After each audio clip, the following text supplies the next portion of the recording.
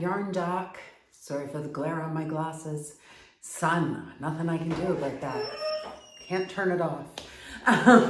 Anyway, I'm trying something new and interesting today, and that's why I'm in a different location. I'm here in our living room. The dogs are here too. It's kind of where they live and hang out, so I can't really kick them out of their spot. Why? Why am I here in my living room instead of in my nice little yarn space? Well, I am going to, you want to know? Okay, well then, I don't know if he's, so why am I in this different space? Because I need the TV. Why do I need a TV to make a video, you ask? Good question. I want to try something new and different.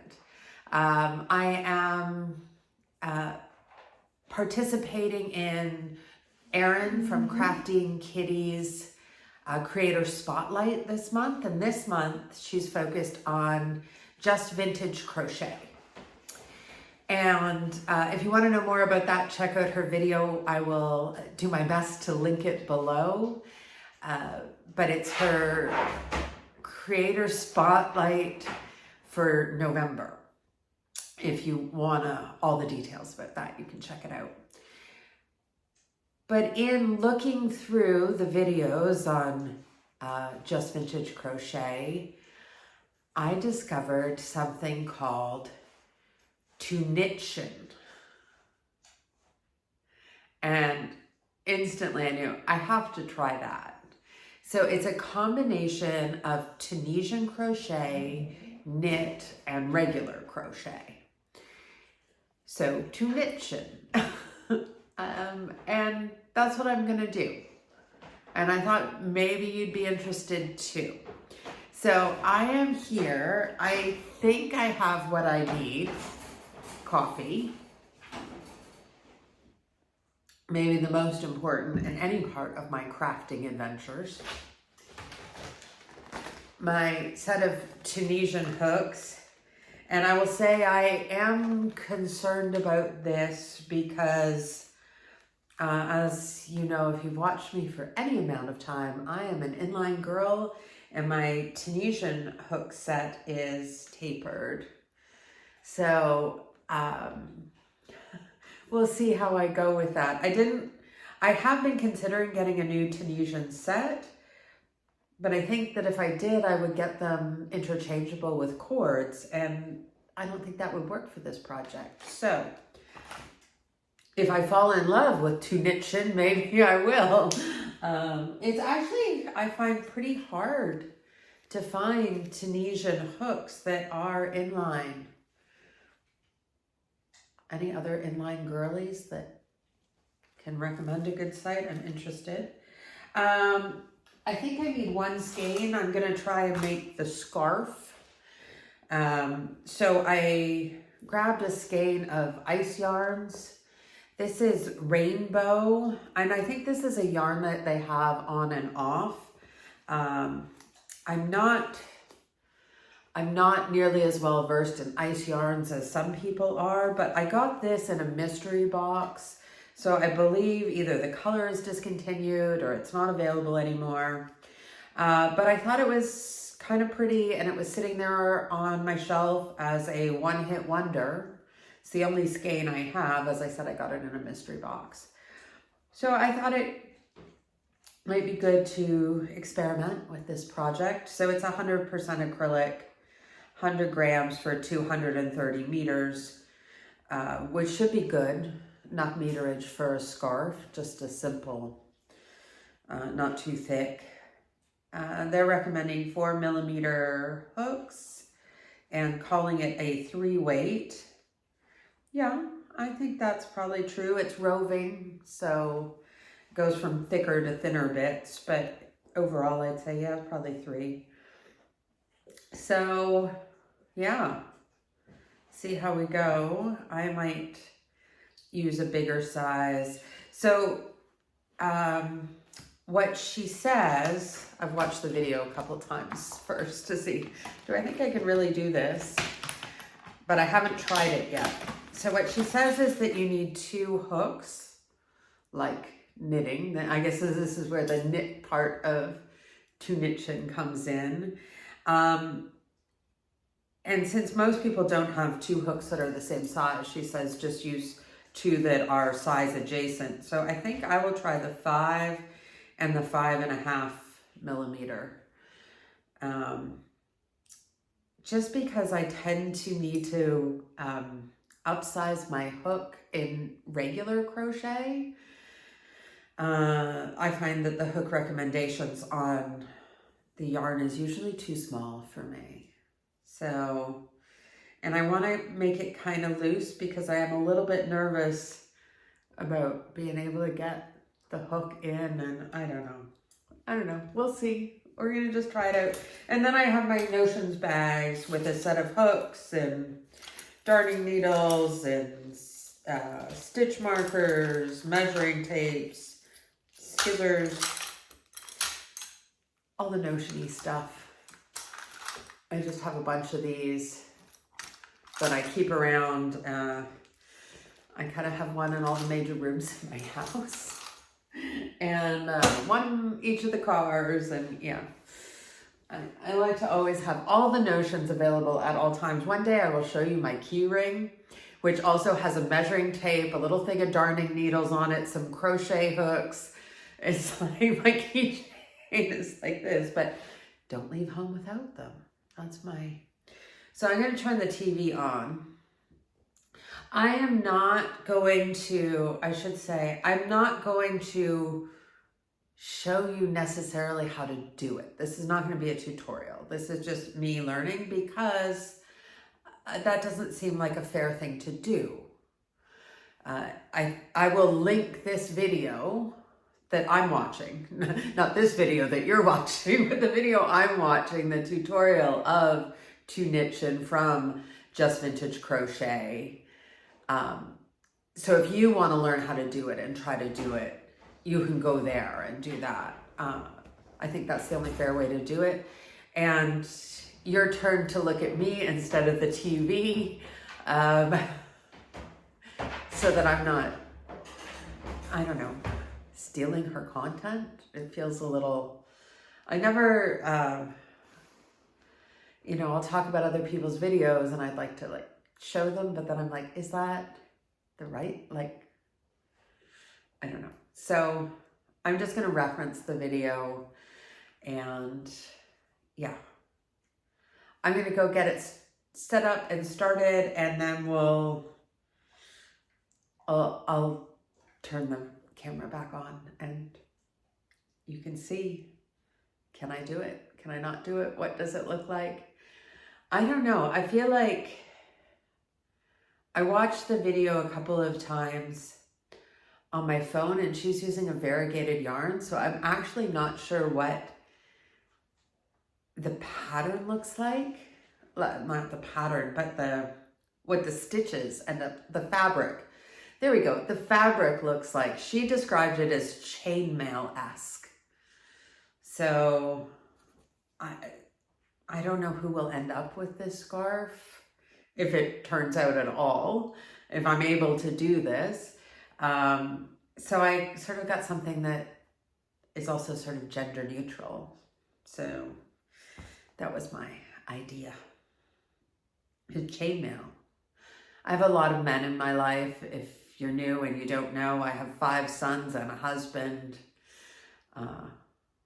Yeah. So there's always a need for something masculine, and I tend to stereotypically, I suppose, put chainmail in that realm, but I'll see what it looks like if I manage to do it. Okay, I'm gonna go set up the video and I will come right back to you all ready to go. And just lay it across like that. See how it's just resting? So take a minute to configure yourself. Go ahead and tension your yarn like you would if you were just going to be regular crocheting. And take your other hook and just rest it right on top.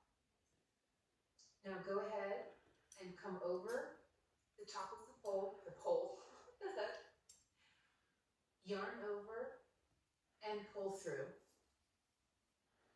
Now come around the bottom of the hook, yarn under and pull through. The top of the hook, yarn over and pull through. The bottom of the hook, yarn under. In other words, you're going to take your hook and put it right on top of your work and pull through. Each one of these V looking stitches is one stitch, by the way. So over the top, pull through, and we come around the bottom, yarn under, hook on the way back, and pull through. Yarn over, pull through, the bottom of the hook, yarn under, and pull through.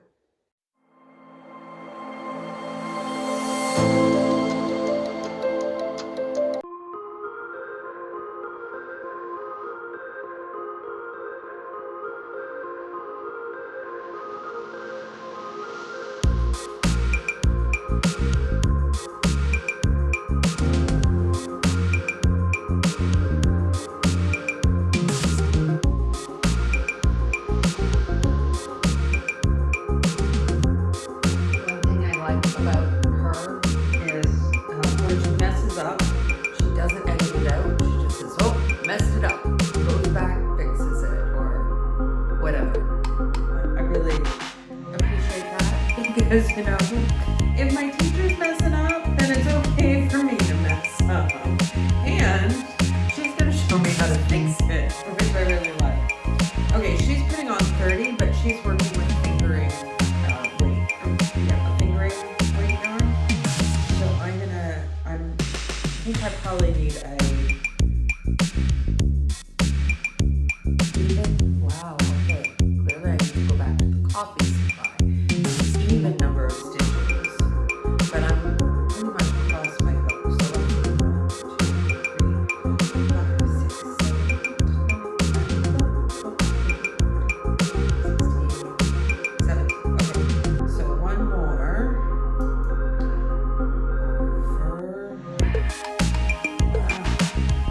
I keep like moving the hook and there's no stitch on it.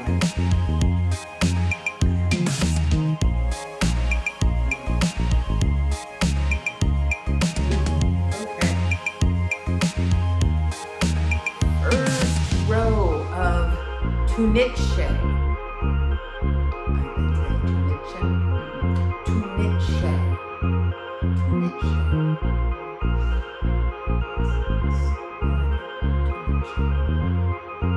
Got it wrong. Not going back and redoing it. I'm just going to say I got it wrong. Okay. I'm going to try row 2 and then we see how it goes.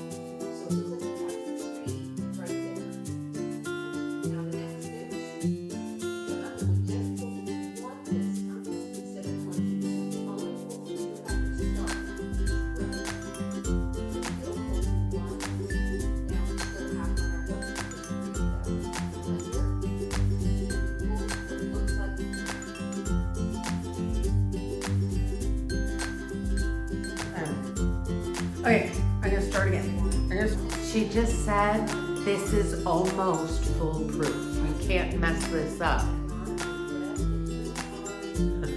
Challenge accepted. Anyway, I got one row. I'm at the end. I need to know what to do with the last 2 loops. But right now it kind of looks like a mess. So we will see if this mess turns into something pretty. Often crochet looks like a mess after the first row. Let's be honest, right? Sometimes yeah. I'm not judging yet. I'm not judging my work yet.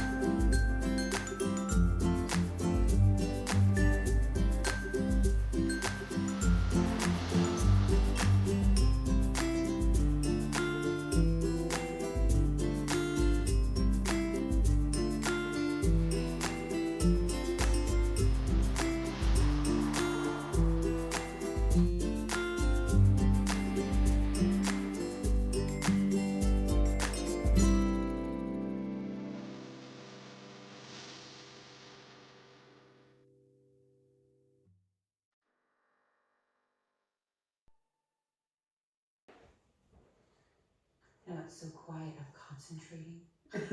Me too. So it's coming right along. I'm super excited. I'm It's stuck. really stretchy in every direction. And almost like chain mail, like chain. There we go. I'm not even on the camera. I just got really stuck there because I stopped in the middle actually to pull yarn out of my skein because, you know, at the beginning it can be kind of jam-packed in there. And like I stared at it for a minute and I had to go back to the beginning of the video just to sort of watch the motion. It's pretty good like when I'm in motion and going.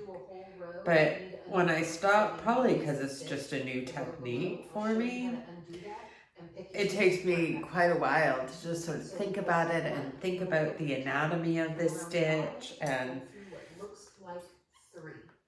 I probably shouldn't be talking over the video. That would make it difficult for you to hear me. But yeah, so I just got really stuck and I stared at it for like a couple of minutes and I'm like moving the hook because I stopped in mid-stitch to pull some yarn out of the skein, and then when I just turned my head back I was like, what was the rhythm of this? So it's pretty simple and straightforward. Where I find it challenging is that very first stitch on the new row. That's my nemesis. And then if I stop, just because the anatomy of these stitches are not so ingrained and the motion is not so ingrained yet, but I already have a few rows and I'm just gonna pop my feet up, pop something on the TV and work on it for a bit, and I'll check back in with you in a little bit. So checking in, I watched a documentary on Martha Stewart on Netflix and I'm this far into it. And it does make a pretty cool fabric. The sort of texture of it is maybe the most interesting part, I think. It's this thicker kind of texture that one expects from crochet, but it also has a look that seems to be a little bit closer to knit. I mean, these are essentially like giant V's like you would get in a knit stitch. So It's pretty cool.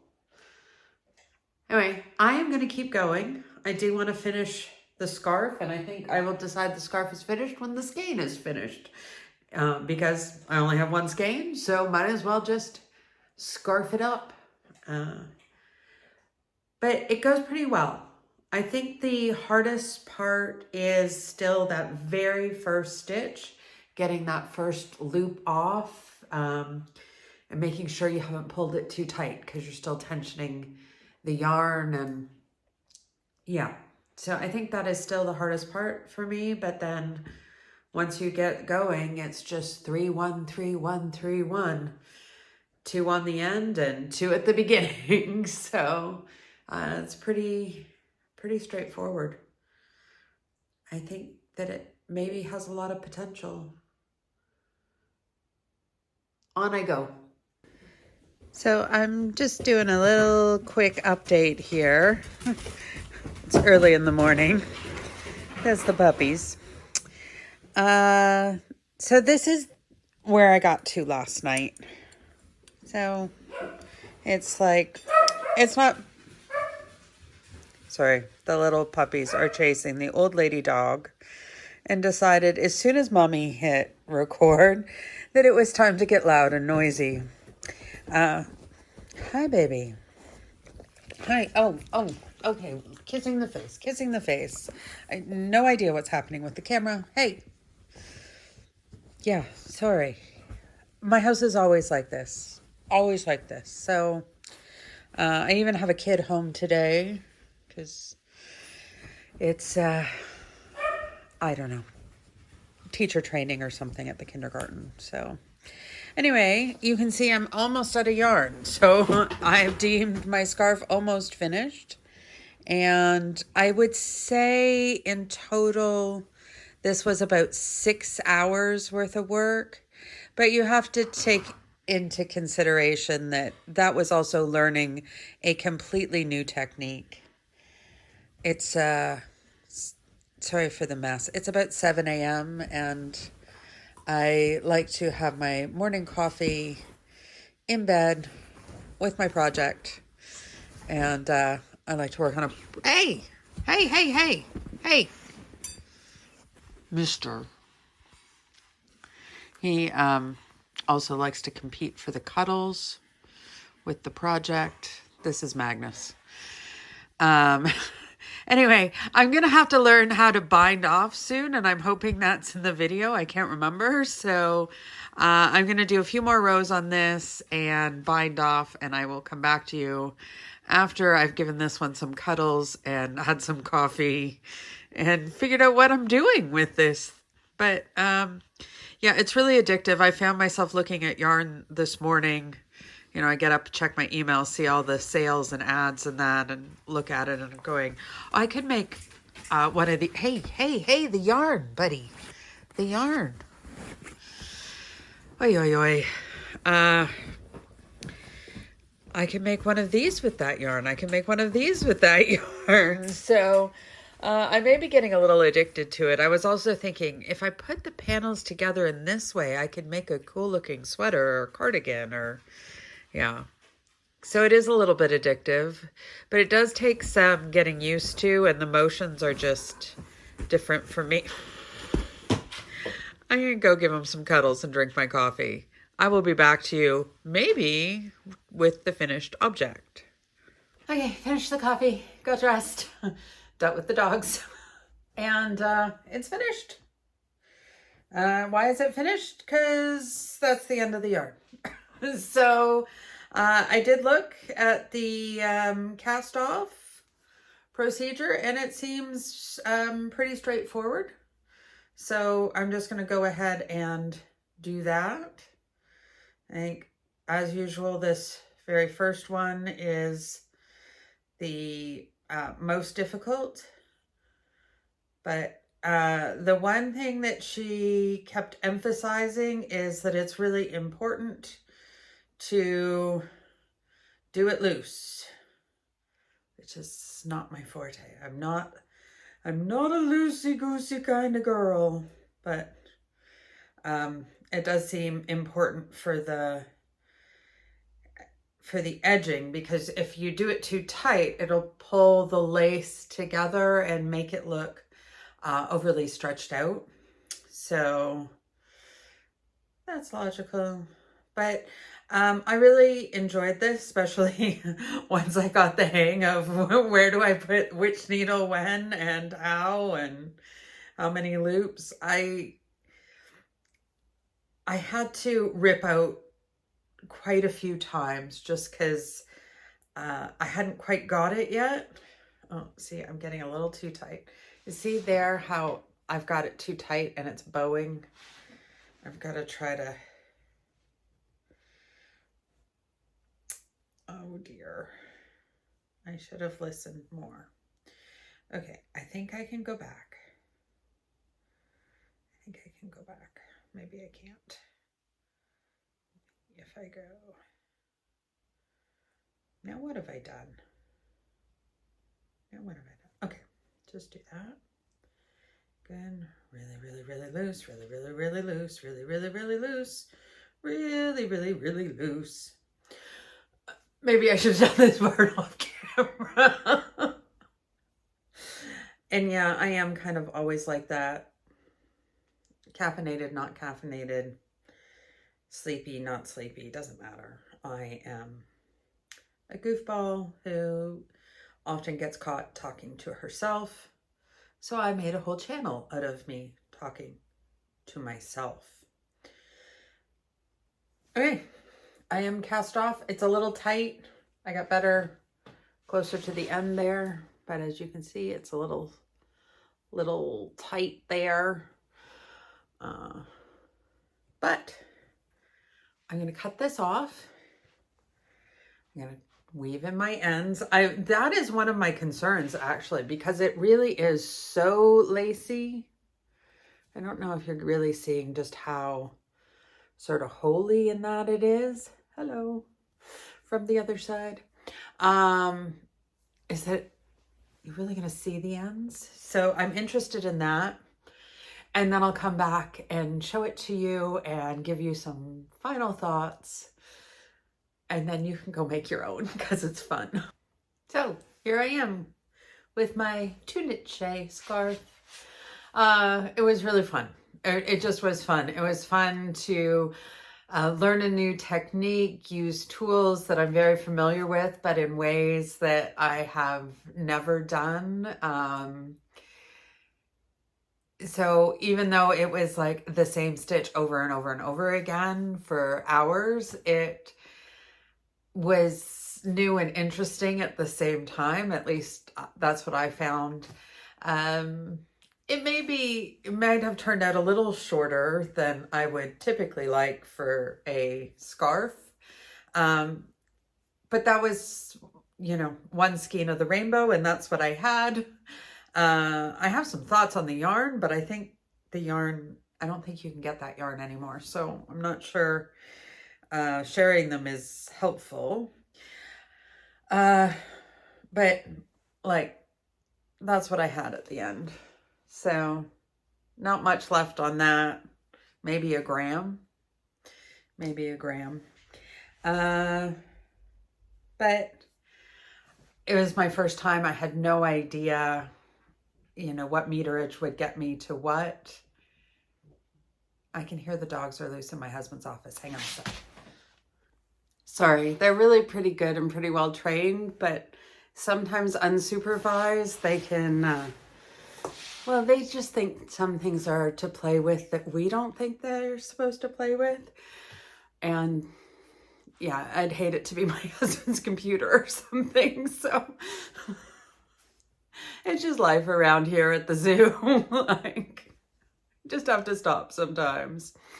So what was I saying? Yeah, the yarn was interesting. I can't make it longer. You know, if I'd made it out of wool or that, I could block it and stretch it. But it's also the kind of stitch that I think actually will get, like it's already, as I just sort of pull it and let the stitches sort of settle in, getting longer. So like, I'll stand up. You can see, like it comes to my waist. But it's not the kind where you can sort of like, I don't know, wrap it all the way around. Well, I guess I can. Well, never mind me. Anyway, I like it. I like it a lot. I like it so much that I was looking at another like One Skein Wonder that was just sort of sitting on the shelf. I think I'd pulled it out for something and then decided to use something else. And instead of putting it away, I plopped it on a shelf in my bedroom. I'm like, that would look really nice like this. And I'm like, you've got like 800 things to do in a queue. Go do one of those first, at least. But I'm like, So yeah, fun. I recommend it. I will link the Just Vintage Crochet video that I used. She does have 2 on the Tuknitchet.